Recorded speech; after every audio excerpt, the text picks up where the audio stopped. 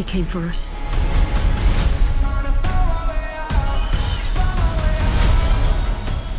Writer James O'Barr created his comic The Crow to cope with the sudden loss of his fiancée in a drunk driving case. With such a gritty and grim premise, there was no doubt that Eric Draven and his journey would be rather dark. The story of The Crow became even darker after the accidental death of Brandon Lee on the set of production when the gun used in the set was not properly loaded. Despite this tragic death, the 1994 movie went on to become a critical success and a cult classic for a lot of loving fans. And what do we do in Hollywood when a movie is popular? We go on to remake it, of course. However, remaking The Crow simply is not as easy as everyone thought, and we'll explain why in this video. But before we go into our explanation, we have a very small request. If you like our content, please support us by subscribing to our channel. This is a small click for you, but for us, it means a lot. Thank you. Let's begin.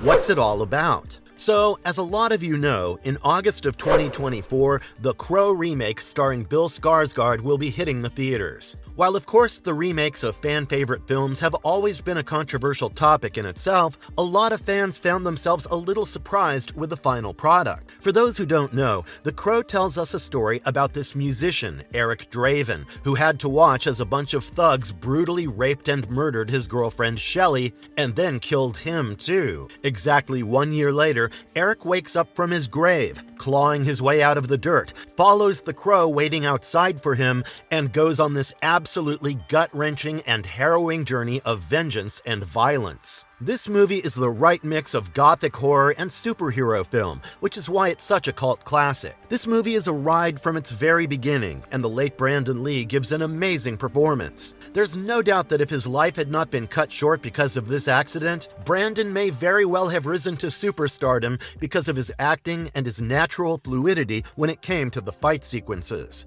While it's true that Brandon's untimely demise did change the gun safety protocol on sets for Hollywood, and the movie was quite the success, not a lot of fans were very gung-ho about a remake of The Crow. A lot of fans felt that remaking the movie would be insulting Brandon Lee's legacy, and I definitely understand that sentiment. However, we all know how Hollywood simply loves milking the same cow as many times as they can with remakes, reboots, sequels, pre-sequels, prequels, etc. So sure enough, by 2008, there was news circulating that The Crow Remake was a project that got the green light and was titled The Crow Reborn. However, getting the cast and the right director for the movie was a bit of a time-consuming process. Bradley Cooper, Jack Huston, and even Luke Evans were considered for this role at one point or another. 8 years later, in 2016, Jason Momoa, our very friendly Aquaman, and Khal Drogo was considered for the project after director Corin Hardy joined the team. Jason joining the project as Eric Draven got people excited, as he was no stranger to comic book adaptations and was so loved for his work as Khal and Aquaman. Now obviously, Jason Momoa usually plays extremely hulking characters thanks to his particular build. In comparison to that, when we saw Brandon Lee as the Crow, Eric Draven had more of a slim build, which is similar to that of Bill Skarsgård, the actor who finally got the role. However, as clips of Jason's portrayal of Eric Draven come to the surface, fans definitely feel very robbed of a special experience. In the clips that resurfaced, we see Jason Momoa in full Crow makeup, hanging off of lampposts, walking the dark alleys of the city, and there is truly something terrifying about him in the clips. Somehow, his build enhances the terror of the Crow, which I, for one, did not see coming. Seeing how satisfied a lot of fans are with the short snippets of Jason Momoa as Eric Draven, the question is, why did we not get this movie? Well, for that, we have to ask another question, which is, how they struggled in development. Hollywood is no stranger to the fabled development hell, where talents come in and leave the project over and over again while the project doesn't get the time of day it deserves. We saw it happen with the Beetlejuice sequel, and with this 2024 remake, The Crow is not any different. To understand just how many issues the production team went through, we have to go back to 1995. So after the success of the first film, The Crow, Miramax, the production studios behind the first film, decided that it was sequel time. However, they weren't ready to explore anything new. No, they wanted to copy and paste the story and the formula of the first film into the second film, giving them two commercial successes from just one premise.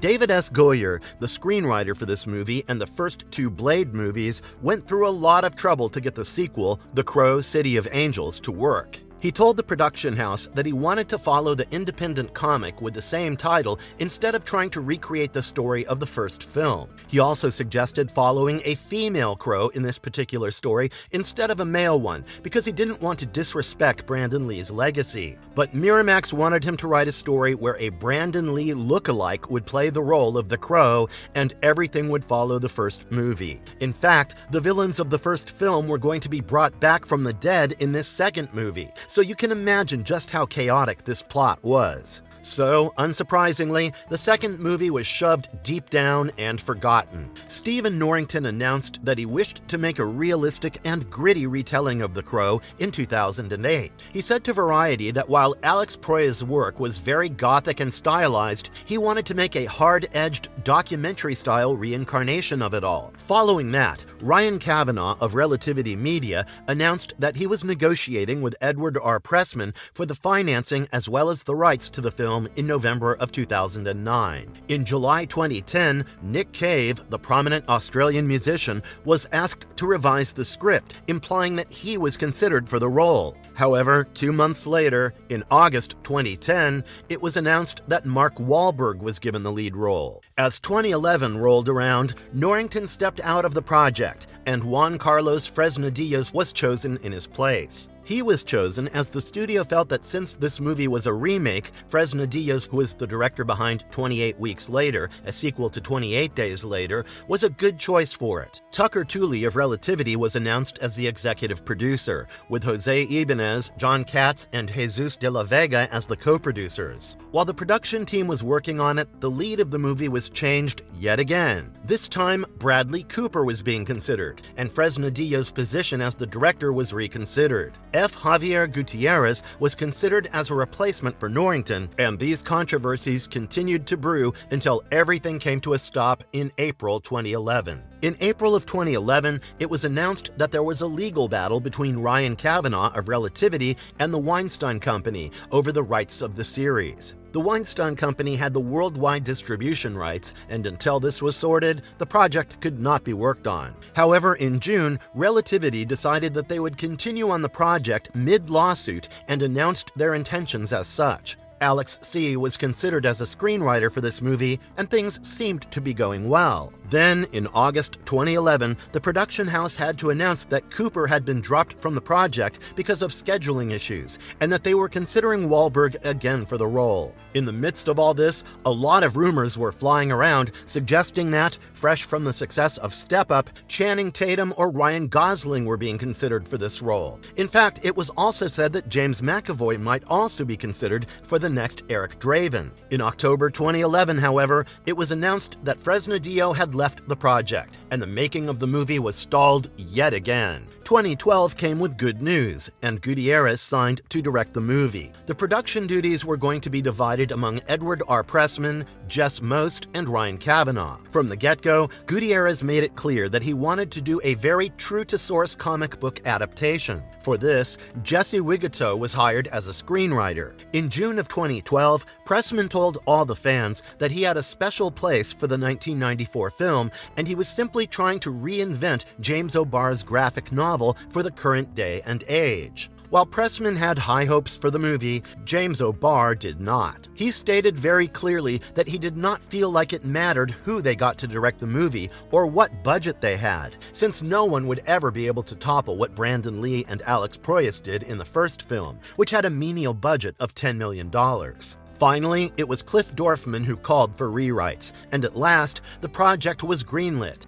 In 2013, it was announced that Tom Hiddleston would be playing our titular gothic antihero. However, in the same month, another announcement was made stating that Alexander Skarsgård would not be playing the role and that Tom Hiddleston was no longer a part of the project. Right on cue, a week later, Alexander Skarsgård himself cleared the rumors, confirming that he was no longer attached to the project. And all of this happened in April of 2013. So you can imagine the surprise that everyone got in May of 2013 when we learned from Deadline that Luke Evans was going to be Eric Draven. Evans reaffirmed that this project is going to remain faithful to the original superhero hype. In July, it was confirmed that James O'Barr would be the creative consultant of the film, and while it came as a bit of a shock to the fans at the moment, because of O'Barr's very evident reluctance with the reboot, in a 2015 interview, he explained that he wanted to be a part of the project to ensure that the reboot was a faithful adaptation to the comics, while also being respectful to the original film. Later, in November 2013, it was reported that Norman Reedus and Kristen Stewart were considered for the roles of James and Shelley. New Orleans, Louisiana, and the United Kingdom were scouted for locations for this film. However, in 2014, Gutierrez signed on to the film Rings, which came out in 2017, so he could no longer direct The Crow Reborn. Later that year, James O'Barr announced that he was working with Cliff Dorfman on the screenplay, and finally, Corin Hardy was hired. But after Hardy joined the team, Evans was dropped out because of all the projects of the latter. The film was set to start production in the spring of 2015. In an interview with The Blaster in February 2015, O'Barr revealed that he was curious to see Sam Witwer for this role. However, in the same month, it was reported that Jack Huston was being considered for the role, which James O'Barr confirmed at the Lexington Comic and Toy Convention that was held in March 2015. He also explained that Jessica Brown Findlay was cast as Shelley. However, the narrative changed in June 2015,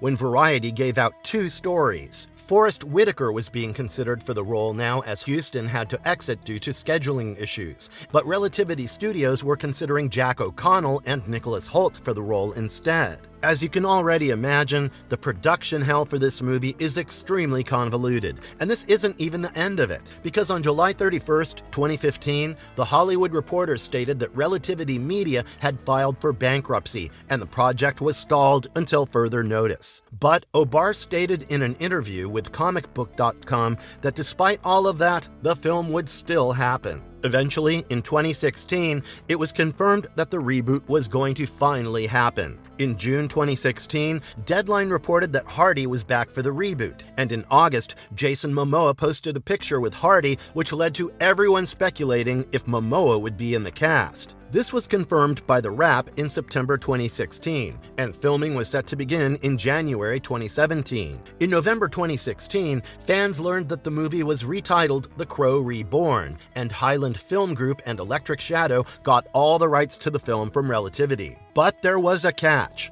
They might lose both Momoa and Hardy from this project. A year later, in September 2017, it was announced that Sony Pictures would be the one to distribute the films, and in March 2018, it was announced that the movie would be released on October 11, 2019. However, in May 2018, it was revealed that both Hardy and Momoa had exited the project, making it very clear that we would not be getting the Jason Momoa version of Eric Draven that we were so excited about.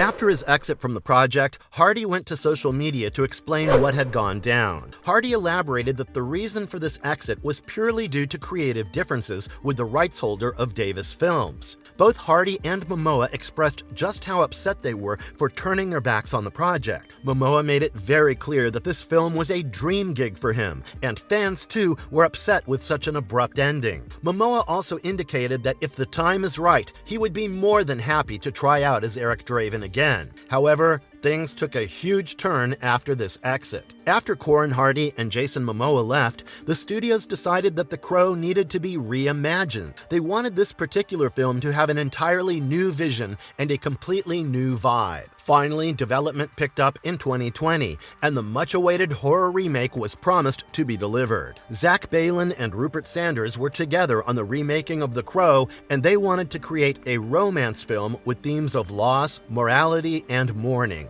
Unlike the previous versions of the reboot, which wanted to separate themselves from the original 1994 film, Balan and Sanders made it clear they wanted to pay homage to it. After Jason surrendered the role, Bill Skarsgård was cast as the vigilante, with singer FKA Twigs playing the role of Shelley. Despite all the production hell and how many years it took for this reboot to have materialized, fans of the series were wondering if a reboot was even necessary. While yes, after the success of the Marvel Cinematic Universe, there had been a new craze of pumping out new comic book movies, a lot of fans, including the original director Alex Proyas, made it clear that they did not feel strongly about the remake. Proyas is extremely famous for his outspoken nature, and while he didn't wish to be negative about others' work, he felt that remaking the original film would destroy Brandon Lee's legacy. Brandon Lee, in his words, paid the worst price anyone could pay to finish a film, and the only reason Proyas finished the film was because everyone, from the actors to Brandon's family members, requested him to. This film is Brandon Lee's legacy, and remaking it would be a dishonor to him. Original cast member Ernie Hudson also seemed to share the same sentiments. While Ernie Hudson did not poke fun at Bill Skarsgård's looks like Proyas did, he made it very clear that he felt Lee's performance was a very organic take on the character of Eric Draven, which cannot be recreated. Hudson felt that a reboot would work if the film did their own thing instead of trying to replicate the original work. The Ghostbusters actor was also very clear about his decision not to watch the upcoming film because of the emotionality bound to the character and the role. He also stated that he could not watch the original film either for the same reason.